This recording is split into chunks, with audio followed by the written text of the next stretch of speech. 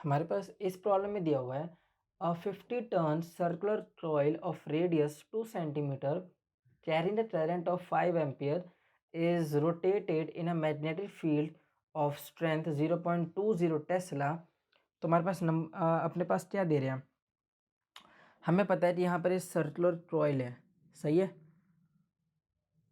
जिसका रेडियस अपने पास दिया हुआ है। रेडियस इतना दिया हुआ है, मान लेते हैं रेडियस की वैल्यू है आर, सही है, और इसमें आई अमाउंट ऑफ करंट फ्लो हो रहा है, तो मान लेते हैं कि डायरेक्शन भी इस तरफ है, आई अमाउंट ऑफ करंट फ्लो हो रहा है, सही है। डायरेक्शन तो नहीं बताया हुआ हमें, नहीं, तो अपने पास वैल्यूज़ दी हुई है। नंबर ऑफ टर्न्स कितने हैं इसमें, मान लेते हैं एन है 50 टर्न्स, सही है। फिर हमें क्या बता रहे हैं, और रेडियस की वैल्यू दी हुई है 2 सेंटीमीटर, मतलब कितना हो जाएगा ये 2 × 10⁻² मीटर। और फिर हमें बताया जा रहा है आई कितना फ्लो हो रहा है इसमें 5 एम्पियर। फिर हमें बता रहे हैं यहाँ पे मैग्नेटिक फील्ड की वैल्यू भी बता दी है 0.20 टेस्ला। और फर्स्ट पार्ट में पूछ रहे हैं what is the maximum torque that acts on the coil. तो मैक्सिमम टॉर्क हमें बताना है, तो हम सबसे पहले फर्स्ट पार्ट सॉल्व कर देते हैं। सो हमें पता है कि जो टॉर्क होता है अपना, उसका फॉर्मूला क्या होता है, ये होता है अपने पास टाउ टॉर्क, ये अपने पास आ जाता है N/A×B, सही है। एन क्या है अपने पास नंबर ऑफ टर्न्स, आई क्या है जिसमें आई अपना फ्लो हो रहा है करंट, और ए मतलब एरिया, एरिया वेक्टर, और मैग्नेटिक फील्ड, इन दोनों के बीच में हम सब लेते हैं क्या यहाँ पे क्रॉस प्रोडक्ट, सही है। तो ये जितना आ जाएगा मेरे पास, ये हो जाएगा N/I/AB साइन थीटा, सही है। अब मुझे मैक्सिमम वैल्यू चाहिए यहाँ पे, देखो अपने पास एन की वैल्यू फिक्स है, आई भी अपने पास फिक्स वैल्यू है, बी की वैल्यू अपने पास फिक्स दिया हुआ है, और क्योंकि मेरे पास ये सर्कल है तो जो एरिया है वो कितना हो जा रहा, एरिया हो जा रहा है यहाँ पे πr², सही है। तो ये भी अपने पास एक फिक्स वैल्यू है। तो मेरा जो मैक्सिमम वैल्यू हमें चाहिए वो टाउ किस पर डिपेंड कर रहा है, सिर्फ इस साइन थीटा पे, सही है। मतलब अगर ये मेरे पास मैक्सिमम वैल्यू है तो ये भी मेरे पास मैक्सिमम वैल्यू आने वाली है। सो फॉर मैथ्स वैल्यू, जो साइन थीटा है अपना, उसकी मैक्सिमम वैल्यू हमें लेनी होगी, कितना होता है ये 1, तो थीटा कितना हो जाएगा अपने पास 90, सही है। तो अरे ये पूरी वैल्यू अपने पास 1 है, तो मेरा जो टाउ है वो कुछ इस हिसाब से फॉर्मूला बन जाएगा N/I/AB।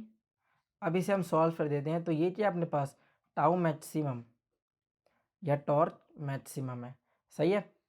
तो कितना आ जाएगा, एन कितना है 50, आई कितना अपने पास 5, ए एरिया मतलब πr², सो 2 × 10⁻², उसका होल स्क्वायर, और बी की वैल्यू है अपने पास 0.20, सही है। तो अब इसे सिंपली सॉल्व कर देते हैं, तो ये हो जाएगा मेरे पास 100, ये हो जाएगा मेरे पास 5, कैंसिल यहाँ पे, तो 50π × 4 × 10⁻⁴, ये हो जाए मेरे पास 200 of pi into 10⁻⁴, 2π × 10⁻² torque maximum, और यूनिट क्या होता है न्यूटन पर मीटर, सही है। तो पाई की वैल्यू भी यूज से लेते हैं, 2 × 3.14 × 10⁻² न्यूटन पर मीटर। तो जो टाउ मैक्सिमम है कितना है यहाँ से, ये हो जाएगा मेरे पास 6.28 इंटू 10⁻² न्यूटन पर मीटर, सही है। तो अपने पास यही फाइनल आंसर है फर्स्ट पार्ट में। अब बी पार्ट को सॉल्व कर देते हैं। तो बी पार्ट में हमें बताया जा रहा है B in a particular position of the coil the torque acting on its half of the maximum, what is the angle between the magnetic field and the plane of the coil, सही है। तो अपने पास B part में क्या बताया जा रहा है यहाँ पे, तो अपने पास जो बी पार्ट है उसमें हमें इम्पॉर्टेंट इन्फॉर्मेशन ये दिया हुआ है कि जो अपना इस पार्ट में जो टॉर्क है वो क्या है अपने पास टी मैक्स्ट्रा हाफ है। सही है, टी मैक्स्ट्रा हाफ आ रहा है यहाँ पे वैल्यू। यहाँ पे बात समझ में आ रही? तो इसे मैं न्यू वैल्यू बता देता हूँ। सही है, तो ये क्या हो जा रहा है अपने पास, इसमें सिंपली फॉर्मूला यूज करेंगे तो ये हो जा रहा है NIAB साइन थीटा, और ये वैल्यू तो हमने सॉल्व की थी। सही है, इसे फिर भी यहाँ पे ले देते हैं क्योंकि ये सारी वैल्यूज तो सेम है, तो मेरे पास ऐसा रिजल्ट बन जा रहा NIAB साइन 90 डिवाइडेड बाई 2, क्योंकि मेरे पास ये मैक्सिमम वैल्यू थी तो यहाँ पर थीटा 90 था, और हमें यहाँ का एंगल उन्होंने दूसरे एंगल की बात की है, पर हम इसे फाइंड आउट कर लेते हैं सबसे पहले। तो ये सारी वैल्यूज तो सेम ही है, तो साइन थीटा कितना हो रहा है यहाँ पे, ये हो जाए मेरे पास साइन 90 इज़ 1/2, तो साइन थीटा साइन पाई/6 के बराबर है यहाँ पे। तो थीटा कितना है मेरे पास पाई/6। सही है, और थीटा क्या हो जाएगा यहाँ पे 30 डिग्री। सही है, बट हमें उन्होंने बोला है कि हमें एंगल बताना है between plane and the magnetic field, पर हमें पता है यहाँ पर जो थीटा होता है वो एंगल होता है अपने पास एरिया वेक्टर और मैग्नेटिक फील्ड।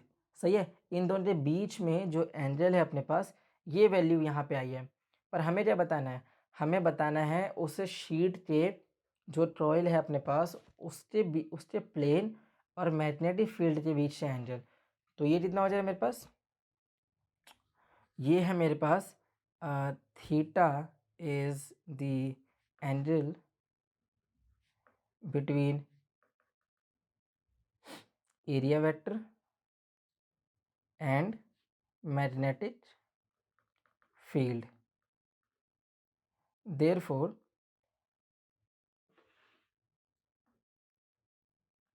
angle between